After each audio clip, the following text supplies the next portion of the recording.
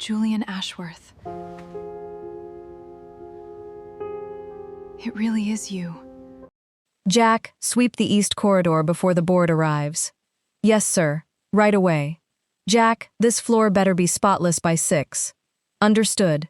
Nobody in the executive tower of Ashworth Global gave the janitor with the gray uniform and the quiet voice a second look.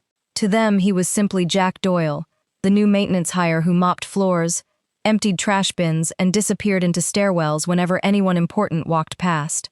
Some employees nodded politely, others stepped around him without a word, eyes locked on their phones, and a few treated him the way people treat furniture, useful, unnoticed, and forgettable. But what none of them knew was that the man pushing the cleaning cart through the marble lobby was worth more than every person in that building combined. He was Julian Ashworth, sole heir to a $40 billion empire, and in exactly 11 days, he was scheduled to take his father's seat as chief executive. Until then, he was nobody. That was the arrangement, and Julian had kept the secret flawlessly for 6 weeks, until a Tuesday afternoon on the 12th floor, when a woman pushing a cart of cleaning supplies looked up from the break room doorway, stared directly at his face, and said the 2 words that made his entire body go cold. Julian Ashworth. Not Jack. Not sir. Not hey you. His real name, spoken clearly enough for 3 nearby employees to hear. Julian froze mid-step, the mop handle slipping slightly in his grip. His mind raced through every possible explanation. A mistake? A coincidence? A stranger who simply misspoke. But when he lifted his eyes to meet hers, he understood immediately that this was no accident. Because he recognized her face too. And in that instant, 11 years of silence collapsed in the space of a single heartbeat. Her name was Rosalind Hale, though everyone at Ashworth Global simply called her Rosie. She had been cleaning the executive floors for 8 months, always early, always quiet, always the kind of employee nobody thought twice about.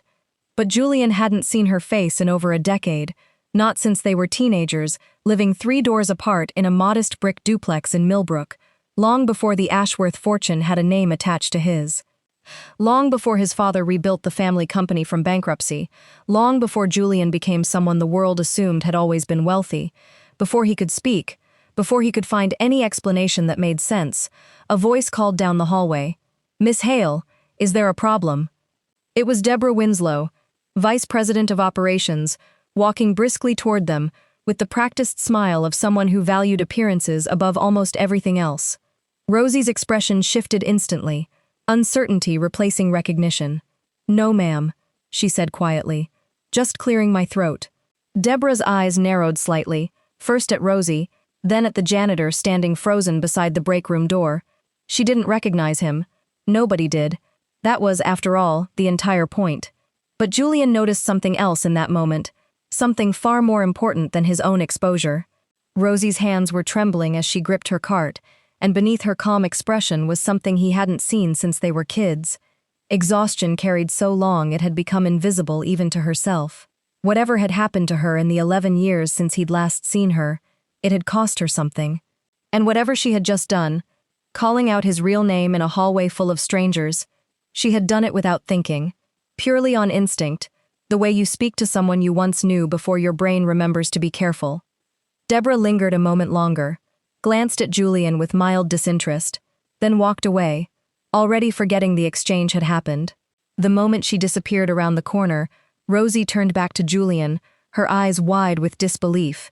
"It really is you," she whispered, before Julian could answer, before he could explain any of the impossible arrangement that had brought him to this building, disguised as a stranger. An alarm chimed on his radio. A summons from building management. Duty called, and the conversation that would upend everything had to wait. But as Julian walked away that afternoon, one thought consumed him entirely. In 11 days, the whole company would learn who he really was. But Rosie already knew. And before this story ended, that single, accidental truth would change both of their lives forever. To understand how any of this happened, we have to go back 6 weeks, to the night Julian Ashworth's father handed him an assignment unlike anything he had ever imagined. Richard Ashworth had built Ashworth Global back from near ruin over 22 years, and now, at 68, with a heart condition his doctors had grown increasingly blunt about, he was finally ready to step aside. But before he handed his only son the keys to a company worth tens of billions of dollars, he wanted one thing first: proof that Julian understood the people whose labor made that fortune possible. "Sit down, son," Richard said one evening in his study, the city lights glittering behind him through floor-to-ceiling windows. "I have a request before the transition." Julian, 31 years old and already fluent in boardrooms, smiled the easy smile of a man who assumed he already knew what was coming. "Another shadowing rotation? I've done finance. I've done logistics. I've sat through every department review twice." Richard shook his head slowly. "Not shadowing. Something different this time." He set down his glass. "For 6 weeks, you will work inside this company as an ordinary employee. No title, no assistant, no company car. You will use a different name, and no one, not HR, not security, not a single vice president, will know who you really are." Julian's smile faded. "You want me to disappear?" Richard's expression remained steady. "I want you to see this company the way 90% of the people who work here experience it every single day: invisible, replaceable, and often treated exactly that way by the people above them." He leaned forward. "I built this company twice, son.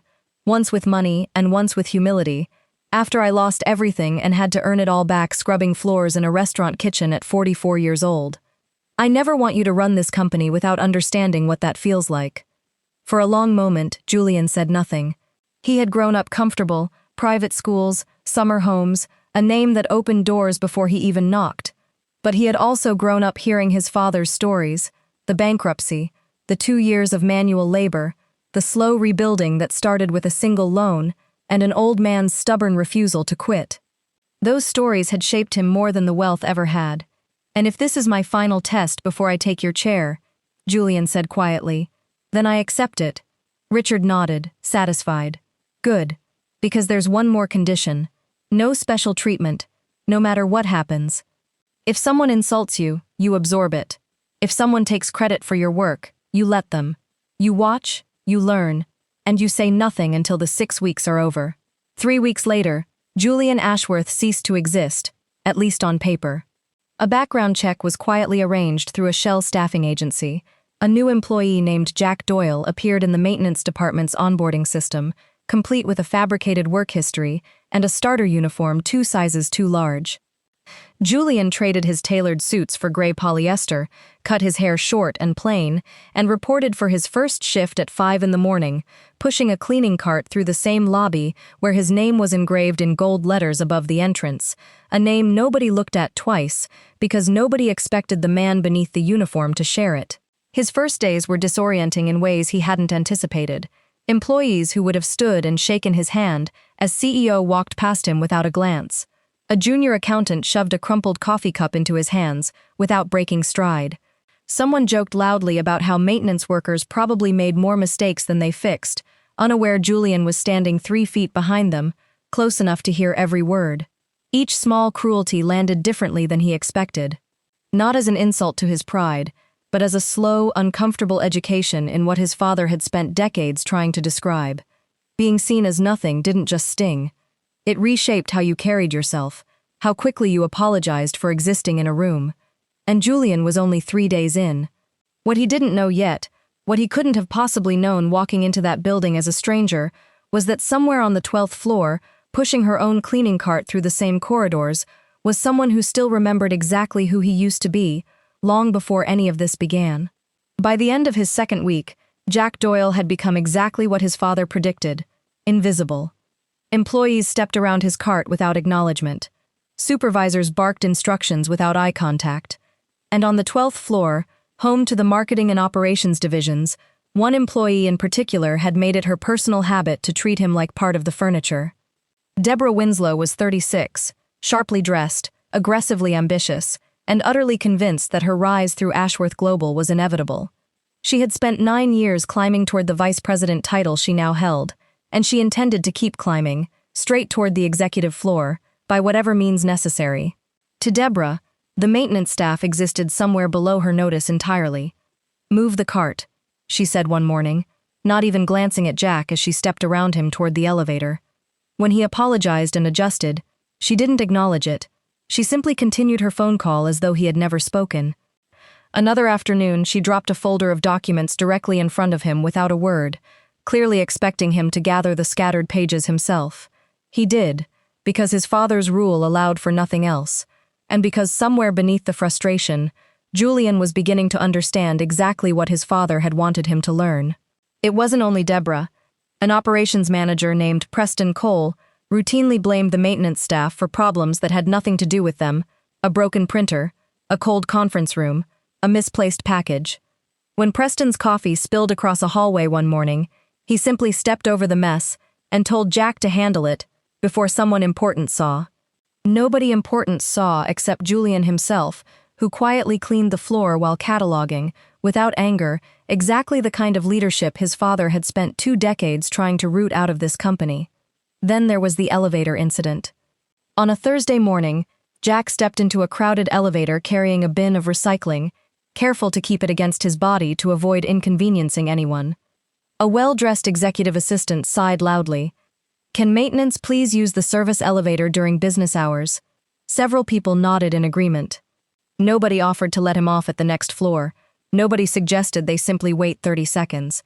Julian said nothing, stepped out at the very next floor, and watched the doors close on a group of people who had made him feel, in under 10 seconds, entirely unwelcome in a building that legally belonged to his family. Every insult, every dismissive glance, every unspoken assumption about his worth was being quietly recorded, not out of bitterness, but because Julian was beginning to see something his father had known all along.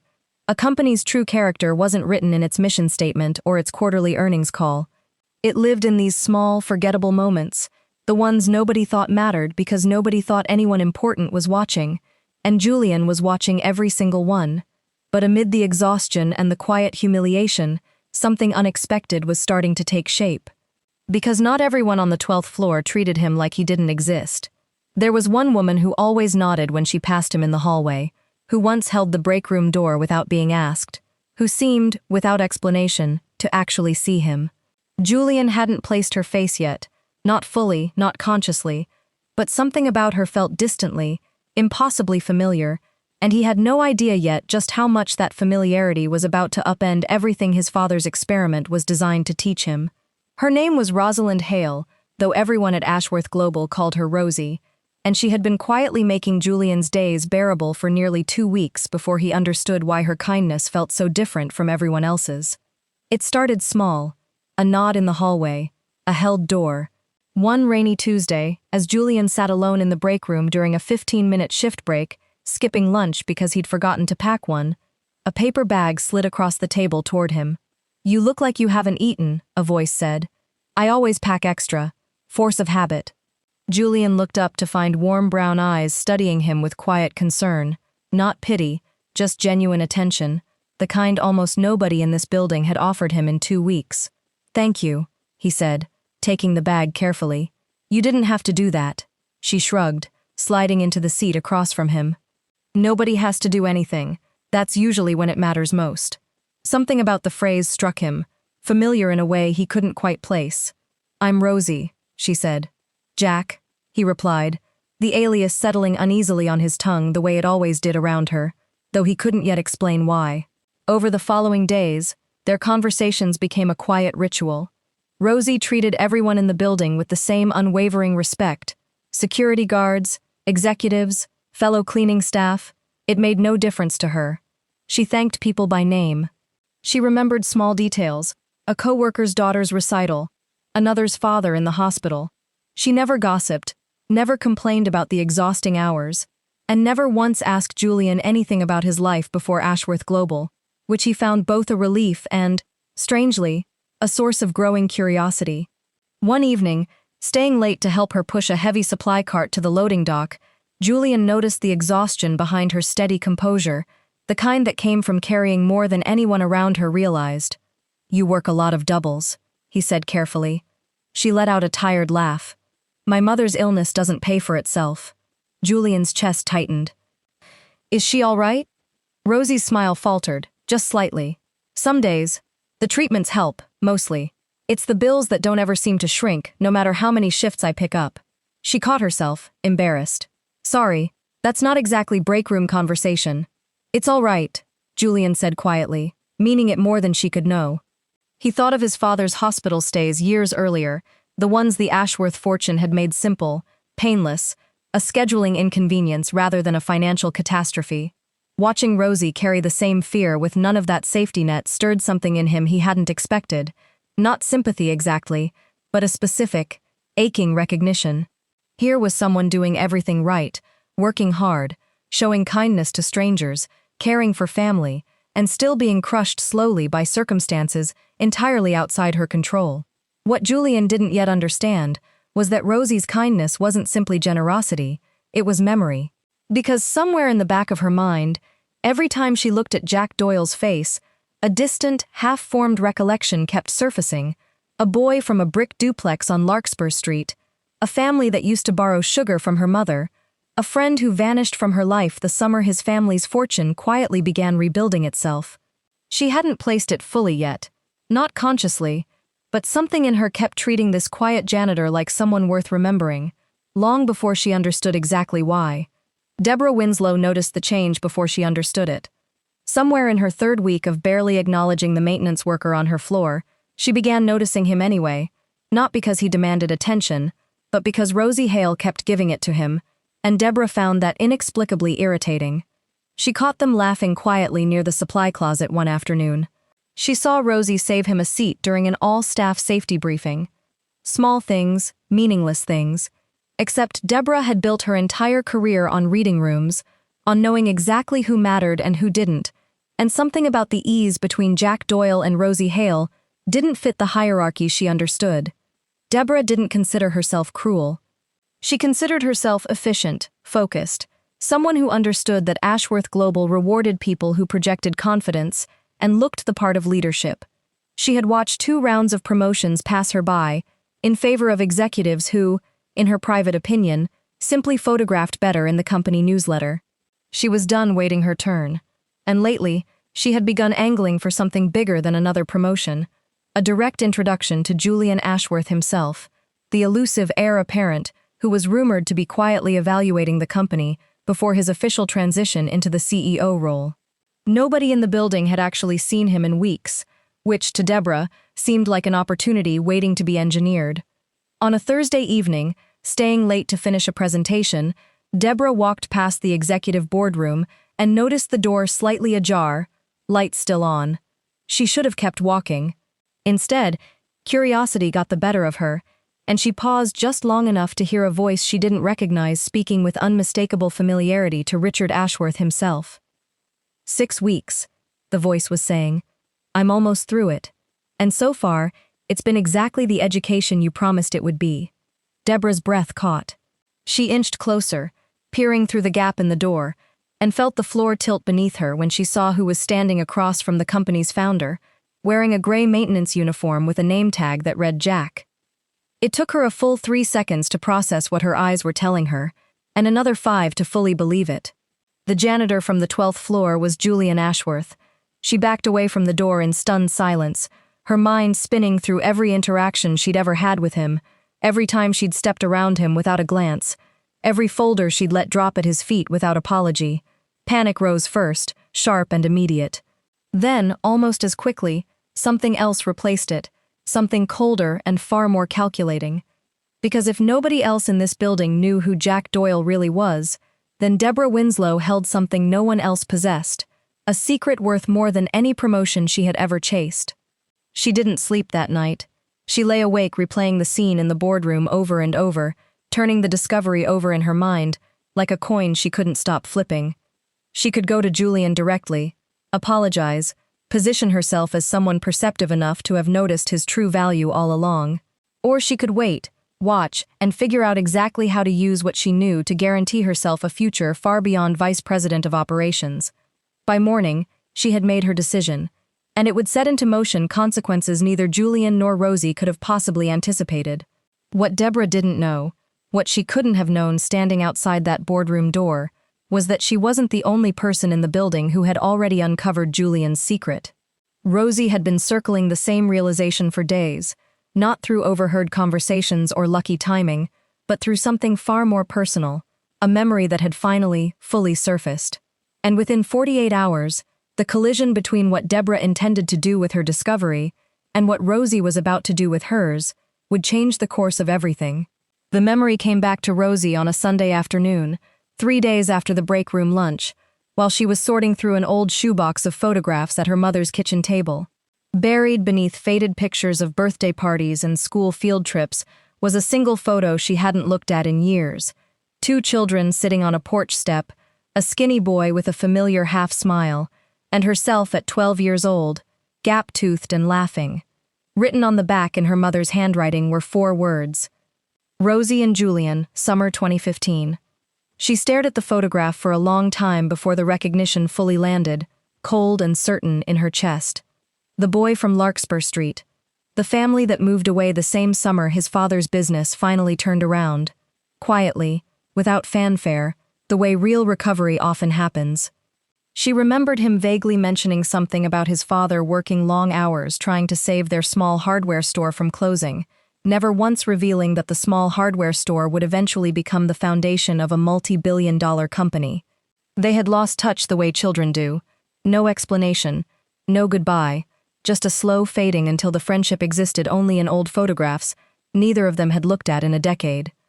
Rosie sat with the realization for days before finally speaking his real name aloud in that hallway, and even then, it had slipped out entirely on instinct, the kind of recognition that bypasses caution and simply surfaces. She hadn't meant to expose him. She hadn't meant to do anything except confirm, finally, that the strange, persistent familiarity she'd felt around him for weeks had a real explanation. But now that it was out, now that she knew for certain who he really was, she found herself terrified of what it might mean, not for Julian, but for whatever fragile friendship had been quietly rebuilding itself between them, over shared lunches and late shifts. Meanwhile, Deborah Winslow had spent 2 days perfecting her approach. She began finding excuses to speak with Jack directly, complimenting his diligence, offering to bring him coffee, mentioning, with practiced casualness, how impressed she was by hard-working people who didn't need recognition to do their jobs well. Julian, still bound by his father's rule of absolute anonymity, found the sudden warmth deeply unsettling, though he couldn't yet understand why it felt so calculated. He didn't have to wait long to find out. On Friday afternoon, Deborah cornered him near the supply closet, her voice dropping to something just above a whisper. "I know who you are, Julian," she said, watching his face carefully for the reaction she'd been anticipating for 2 days. He didn't flinch, which unsettled her more than she expected. "And what exactly do you plan to do with that?" he asked calmly. Deborah smiled, the kind of smile that had gotten her every promotion she'd ever earned. "Nothing, for now. I just think it's important that someone in this building understands your real value and treats you accordingly. Before you become my boss officially, I'd like us to already have a relationship built on mutual respect." Julian understood exactly what she was offering, and exactly what she expected in return. He said nothing, simply nodded once and walked away, but the encounter left him deeply unsettled. 2 people now knew his secret, and their intentions could not have been more different. One had recognized him out of genuine memory and instinctively protective silence. The other had discovered him by accident and was already calculating how to leverage it. And somewhere between those 2 truths, Julian realized his 6 weeks of anonymity were far closer to collapsing than he had ever anticipated, with barely any time left to prepare for what would happen when they finally did. The company-wide announcement came without warning on a Monday morning, exactly 11 days after Julian's father had first proposed the experiment. An email went to every employee at Ashworth Global, mandatory all-staff assembly, main auditorium, 9 o'clock sharp. Rumors spread through every floor within minutes. Layoffs, a merger, a scandal. Theories multiplied faster than anyone could confirm them. Rosie sat near the back of the auditorium beside her fellow maintenance staff, her stomach tight with an anxiety she couldn't fully explain, though some quiet part of her already suspected what was coming.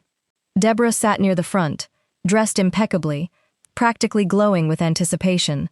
She had spent the weekend rehearsing exactly how she would react when Julian's identity became public, composed, gracious, the picture of someone who had recognized his worth all along. She had no idea her carefully rehearsed performance was about to collapse entirely. At 9 o'clock, Richard Ashworth walked onto the stage, and the room fell silent. "For 22 years," he began, "I have built this company on one belief. That character reveals itself most clearly in the moments nobody important is watching. 6 weeks ago, I decided to test that belief one final time before stepping down as chief executive. Confused murmurs rippled through the crowd. Somewhere in this building over the past 6 weeks, Richard continued, has been someone with no title, no privilege, and no special treatment. Someone many of you passed in hallways, gave orders to, and never thought twice about. He paused, letting the silence stretch. Jack, would you join me? The side door opened, and every head in the auditorium turned as a man in a tailored charcoal suit walked toward the stage. The same face they had ignored in a gray uniform for 6 weeks, entirely unrecognizable now dressed as exactly who he was. Gasps spread through the room in waves. Deborah's carefully composed expression cracked instantly, replaced by open, horrified disbelief, as understanding hit her a second time, this time in front of hundreds of witnesses. I would like to introduce my son, Richard said, Julian Ashworth, the next chief executive officer of Ashworth Global. The applause that followed was scattered, uncertain, employees glancing nervously at colleagues, replaying every small interaction from the past 6 weeks in real time. Julian stepped to the microphone, calm and steady. For 6 weeks, I worked in this building as an ordinary employee, he said. I mopped these floors. I emptied these trash bins. I stood in elevators people asked me to avoid, and I watched, very closely, how this company actually treats people it assumes don't matter. His eyes swept slowly across the room. Some of you showed remarkable kindness to a man you believed had nothing to offer you. Others showed exactly the opposite, and I want to be clear, I remember every single moment of both. The room had gone completely still. Julian's gaze finally settled toward the back, where Rosie sat frozen, her hands clasped tightly in her lap. There is one person in this building, he continued, his voice softening slightly, who recognized me immediately, not because of any title or fortune, but because she remembered who I was long before any of this existed. She shared her lunch with a stranger she thought had nothing. She held doors, remembered names, and treated every single person in this building with the exact same dignity, regardless of what she assumed they could offer her in return. Rosie Hale, would you come up here, please? Every eye in the auditorium turned toward the back row. Rosie's face flushed crimson as she rose on unsteady legs, walking the long aisle toward the stage while hundreds of coworkers watched in stunned silence. When she reached the front, Julian smiled at her, the same warm, uncertain smile she remembered from a porch step 11 years earlier. It's really you, she whispered again, echoing the words from that hallway weeks earlier. It's really me, he said quietly. And before either of them could say another word, Richard Ashworth stepped forward, with one final announcement that would leave the entire auditorium, and especially one particular vice president near the front row, utterly speechless. Before anyone in the auditorium could process the moment fully, Richard raised a hand for quiet. There is one more matter that needs to be addressed today, he said, his tone shifting from warm to measured. During my son's 6 weeks in this building, we tracked, through routine security and HR review, exactly how every department treated a new employee, with no name recognition and no protection. Most of you passed that test with simple decency. Some of you went further, showing real compassion to someone you had no reason to help. He paused, and a few of you did not. Deborah Winslow felt every eye in the room drift toward her before her name was even spoken, the collective memory of the past 6 weeks rearranging itself instantly around her. Miss Winslow, Richard said calmly, would you stand, please? Deborah rose slowly, her face pale beneath her makeup.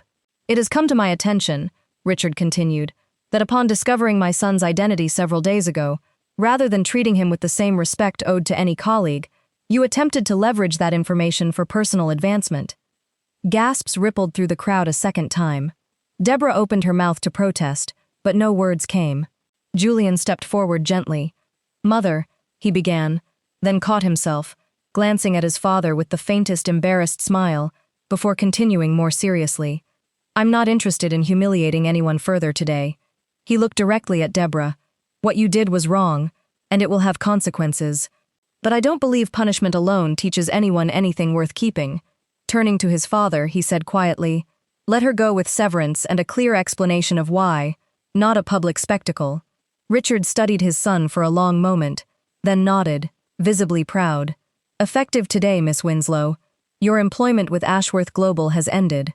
Human Resources will finalize your severance this afternoon." Deborah, tears finally breaking through her composure, nodded once, gathered her things in silence, and walked out through a side door without another word. No shouting, no scene, simply the quiet end of a path she had chosen for herself. The room remained hushed until Richard's tone brightened again. "Now," he said, "there is some good news to close today's assembly with. Effective immediately, several of you will be recognized for demonstrating exactly the values this company was built on." He read names: a security guard who had greeted Jack with the same warmth he showed every executive, a young accountant who had once shared her umbrella with him during a downpour, each receiving recognition and a promotion. Then Richard turned to Rosie, still standing beside Julian at the front of the room. "Miss Hale," he said warmly, "my son has told me a great deal about you these past several weeks, though clearly not everything, since apparently you two share quite a bit of unfinished history." Soft laughter rippled through the auditorium, breaking the remaining tension. Richard continued, "Effective today, I would like to offer you a position overseeing employee experience and workplace culture here at Ashworth Global, a role, frankly, this company has needed for a very long time, and one I can think of no one better suited for." Rosie's eyes filled with tears as applause swept through the room, genuine this time, warm and sustained. Julian turned to her, his voice dropping just for her. "I never stopped thinking about that porch on Larkspur Street," he admitted quietly. "I just didn't know how to find my way back to it." Rosie smiled through tears. "You didn't have to find your way back. I was always going to recognize you, no matter what name you were wearing."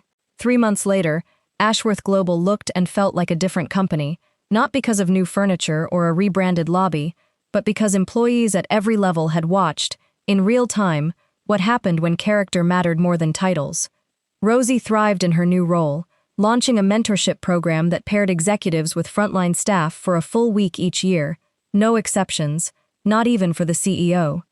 Julian still walked the 12th floor most mornings before his official day began, not out of nostalgia, but because his father's original lesson had never really left him. The truth about people reveals itself most clearly in the moments nobody important is watching.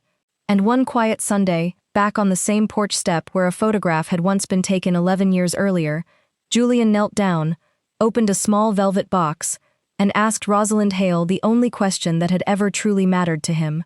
She said yes before he even finished the sentence, laughing through tears the way she had years earlier on that very same step, and this time, neither of them had any intention of losing touch again. If this story reminded you that the way we treat people who seem to have nothing to offer us reveals everything about who we really are, let us know in the comments what you would have done in Rosie's position. Don't forget to like this video, subscribe for more powerful true-to-life stories, and stay close, because the next story we're telling might just be even harder to forget.